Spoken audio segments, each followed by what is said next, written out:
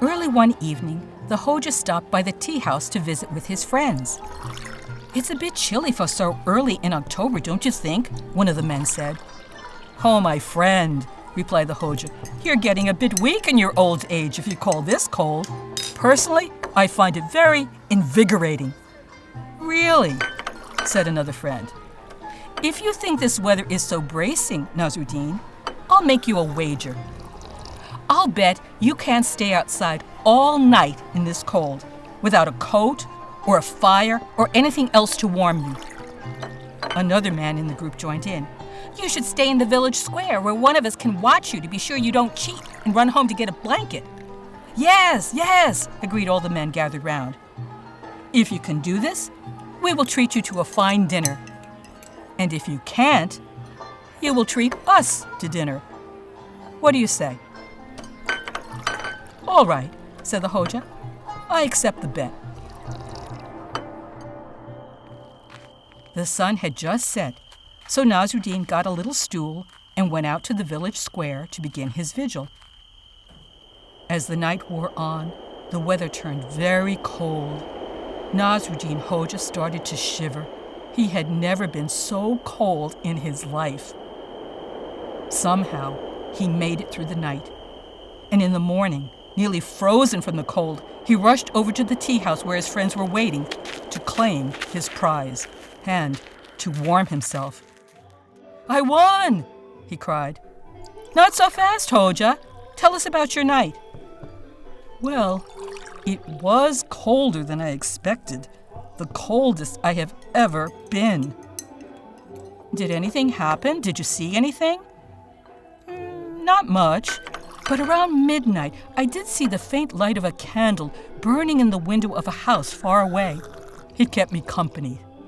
"Then you have lost!" cried his friends. "You warmed yourself by the heat of that candle. That's cheating. You lost the bet. We want our dinner." "But the candle was in a house 3 miles away," protested Nasrudin. They argued back and forth, but his friends would not give in. So, in the end, Nasrudin Hoja was forced to invite them all for dinner at his house. When his guests arrived, they were all in good spirits, looking forward to an excellent meal. But there was no food in sight. "It's still cooking," the Hoja assured them. So they sat down, talked among themselves, and waited. They waited and waited, and still no food was brought to the table. After 3 hours, one man finally asked, "Hoja, why is dinner taking so long? We're really very hungry." "Come, let's go see how it's doing," said Nasrudin. Everyone followed him into the kitchen. There, hanging in the fireplace, they saw a gigantic pot filled with water, meat, and vegetables. But beneath this cauldron, there was no fire, only the tiny flickering flame of a candle. The water was not even warm. "Hoja, what is this?" his guest cried. "How do you expect such a tiny flame to boil such a large pot?" "Well," said the Hoja, "I thought it was possible. You taught me that. I mean, if I could be kept warm in the village square by the light of a candle 3 miles away, surely the flame of a candle will boil water in a pot only 3 inches away."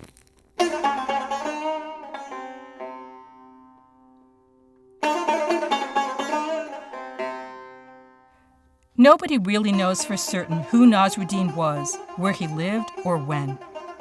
But the character of Nasrudin Hoja is probably based on a real person.